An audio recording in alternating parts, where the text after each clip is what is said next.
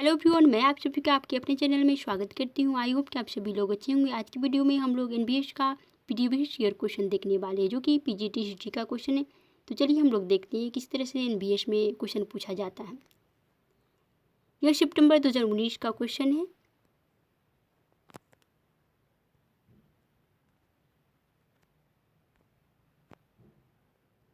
तो first question में कहा जा रहा है, द्वितीय मराठा युद्ध के बारे में निम्नलिखित कथनों पर विचार करें।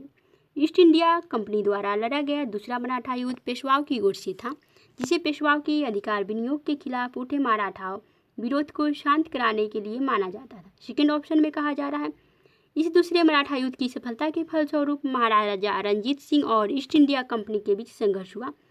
थर्ड ऑप्शन में कहा जा रहा है, गंगा यमुना द्वीप में ब्रिटिश अधिग्रहणों को कायम रखा गया, लेकिन इन्हें मध्य भारत और राजस्थान से हटा लिया गया। उपरोक्त कथनों में से कौन सा विवरण जो है सही है?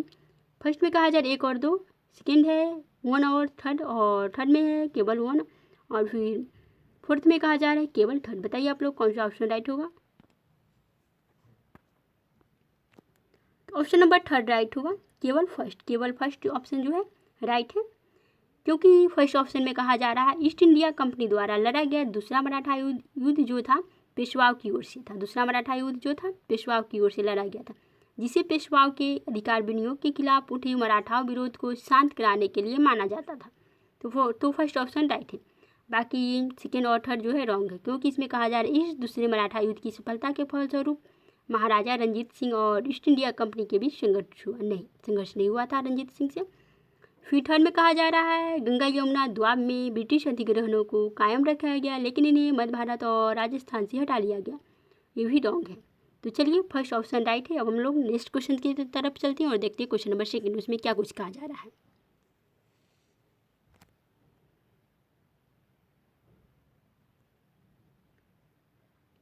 तो क्वेश्चन नंबर सेकेंड में कहा जा रहा है, 16 महाजनपदों में मगध के उदय के संबंध में निम्न में से कौन सा कथन जो है सत्य नहीं? तो इसमें सत्य नहीं है बताना। फर्स्ट ऑप्शन में कहा जा रहा है, यहाँ के शासकों ने मगध की भूमि के विभाजन के द्वारा गण संघों की निष्ठा जीत ली थी। सेकेंड ऑप्शन में कहा जा रहा है, मगध ने गंगा नदी प्रणाली के प्रमुख स्थलों पर नियंत्रण कर लिया था, जिससे उसके लिए नदी व्यापार सुलभ हो गया था। थर्ड ऑप्शन में कहा जा रहा है, इसका नेतृत्व बिंबिसार व अजातशत्रु जैसे राजनीतिक रूप से अति महत्वाकांक्षी लोगों ने किया था। फोर्थ ऑप्शन में कहा जा रहा है, मगध में पर्याप्त प्राकृतिक संसाधनों की उपलब्धता, उपजाऊ मिट्टी, समृद्ध वन एवं खदानें थी। बताइए आप लोग कौन सा ऑप्शन सही होगा, क्योंकि क्वेश्चन में कहा जा रहा है 16 महाजनपदों में मगध के उदय के संबंध में निम्न में से कौन सा कथन सत्य नहीं? इसमें सत्य नहीं है बताना है। तो ऑप्शन नंबर फर्स्ट जो होगा सो राइट होगा, क्योंकि क्वेश्चन में सत्य नहीं है, तो फर्स्ट ऑप्शन सही होगा। इसमें देखते हैं हम लोग ऑप्शन को बारी बारी से। यहाँ के शासकों ने मगध की भूमि के विभाजन के द्वारा गण संघों की निष्ठा जीत ली थी। नहीं, वो लोग जो है थे नहीं जीत पाए थे, तो ये सही है क्वेश्चन के अनुसार। फिर हम लोग सेकेंड ऑप्शन को देखेंगे, तो मगध ने गंगा नदी प्रणाली के प्रमुख स्थलों पर नियंत्रण कर लिया था, तो ये सही है, जिससे उसके लिए नदी व्यापार सुलभ हो गया था, तो ये सही है। थर्ड ऑप्शन में देखेंगे तो इसका नेतृत्व बिंबिसार व अजातशत्रु जैसे राजनीतिक रूप से अति महत्वाकांक्षी लोगों ने किया था, तो ये सही है। अजातशत्रु और बिंबिसार जो थे मगध के शासक थे। फिर फोर्थ ऑप्शन में देखेंगे तो कहा जाता है, मगध में पर्याप्त प्राकृतिक संसाधनों की उपलब्धता, उपजाऊ मिट्टी, समृद्ध वन एवं खदानें थी, तो सही है ये। खदानें थी, लौह अयस्क था, लोहे की खदानें थी मगध क्षेत्र में। चलिए अब हम लोग नेक्स्ट क्वेश्चन की तरफ चलते हैं और देखते हैं क्वेश्चन नंबर थर्ड।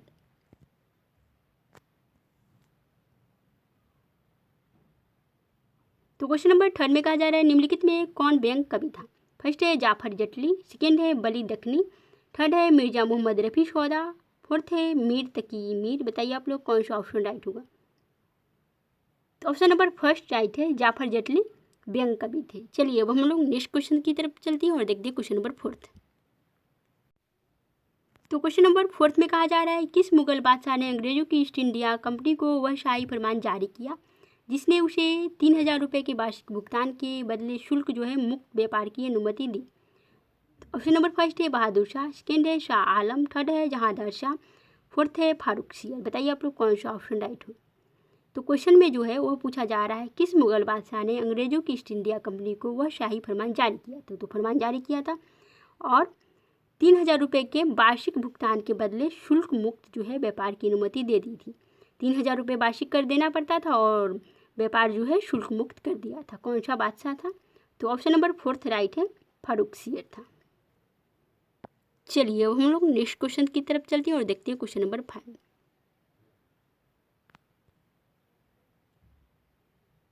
तो इसमें कहा जा रहा है निम्न में से किस राजा के पास शेरनीय की उपाधि थी? और फर्स्ट ऑप्शन है धनानंद, सेकेंड है महापद्मनंद, थर्ड है बिंबिसार और फोर्थ है अजातशत्रु। बताइए आप लोग कौन सा ऑप्शन राइट होगा? तो थर्ड ऑप्शन राइट है, बिंबिसार। बिंबिसार के पास ही सेनिया की उपाधि थी। तो चलिए अब हम लोग नेक्स्ट क्वेश्चन की तरफ चलते हैं और देखते हैं क्वेश्चन नंबर 6 उसमें क्या कुछ कहा जा रहा है। तो क्वेश्चन नंबर 6 में कहा जा रहा है अशोक को उपदीन बिहार की अपनी यात्रा के दौरान निम्नलिखित में से किस व्यक्ति ने मनमदेशक भ्रमण करते समय मदद दी थी? फर्स्ट ऑप्शन है पुष्पगुप्त, सेकेंड है बसु, थर्ड है तुषाप और फोर्थ है शांबा।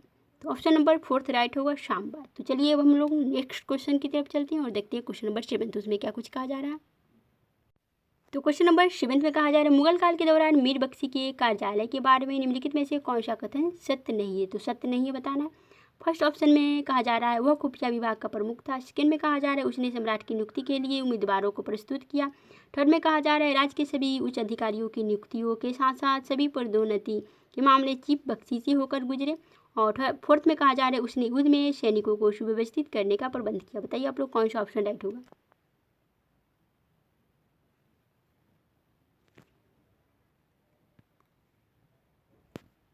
ऑप्शन नंबर 4 राइट है, क्योंकि इसमें कहा जा रहा है सत्य नहीं पूछा जा रहा है, तो 4th ऑप्शन राइट होगा। हम लोग सभी ऑप्शन को देखते हैं।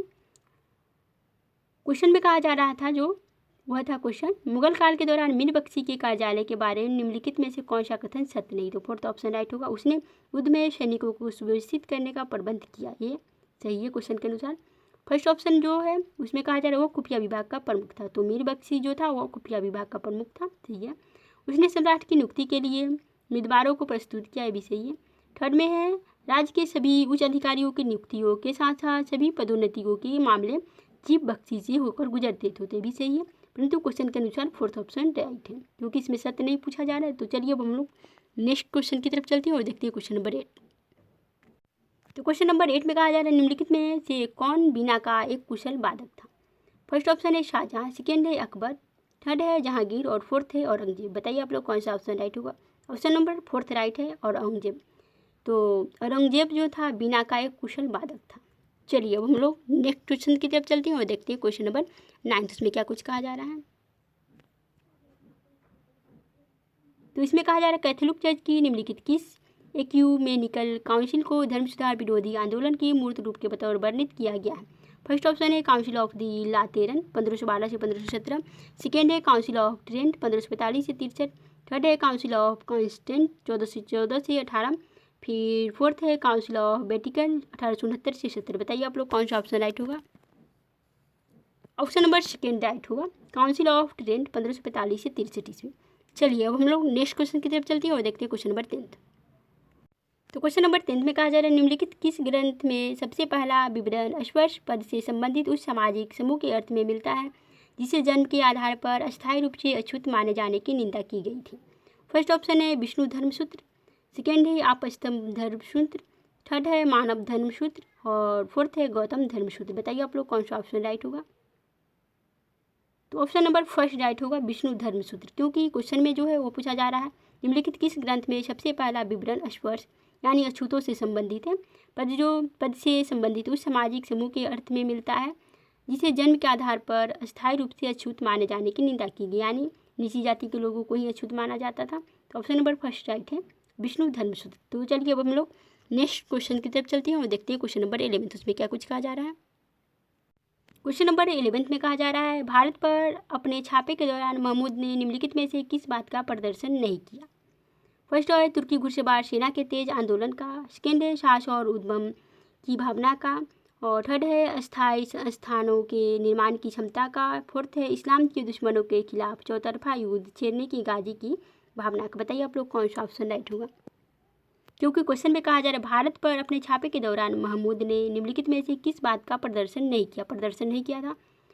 तो फर्स्ट ऑप्शन में कहा जा रहा है तुर्की घुड़सवार सेना के तेज आंदोलन का, सेकेंड है साहस और उद्यम की भावना का, थर्ड है अस्थायी संस्थानों के निर्माण की क्षमता का, फोर्थ है इस्लाम के दुश्मनों के खिलाफ चौतरफा युद्ध छेड़ने की गाजी की भावना का। तो बताइए आप लोग कौन सा ऑप्शन राइट होगा। तो ऑप्शन नंबर थर्ड राइट होगा, अस्थायी संस्थानों के निर्माण की क्षमता का, क्योंकि इसमें प्रदर्शन नहीं किया था। तो यही अस्थायी संस्थानों के निर्माण की क्षमता का उसने प्रदर्शन नहीं किया, तो क्योंकि जब वहाँ आया तो लूटपाट के फिर वह अपने स्वदेश को लौट गया, अपने देश को लौट गया, यहाँ पे अस्थायी रूप से नहीं रह पाया। तो चलिए अब हम लोग नेक्स्ट क्वेश्चन की तरफ चलते हैं और देखते हैं क्वेश्चन नंबर 12।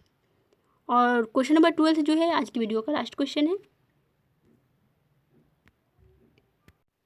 वीडियो पसंद आए तो लाइक सब्सक्राइब और शेयर जरूर कीजिएगा। निम्नलिखित में से कौन सा ग्रंथ बताता है कि भिक्षुओं ने निजी संपत्ति को स्वामित्व में लेना प्रारंभ कर दिया था।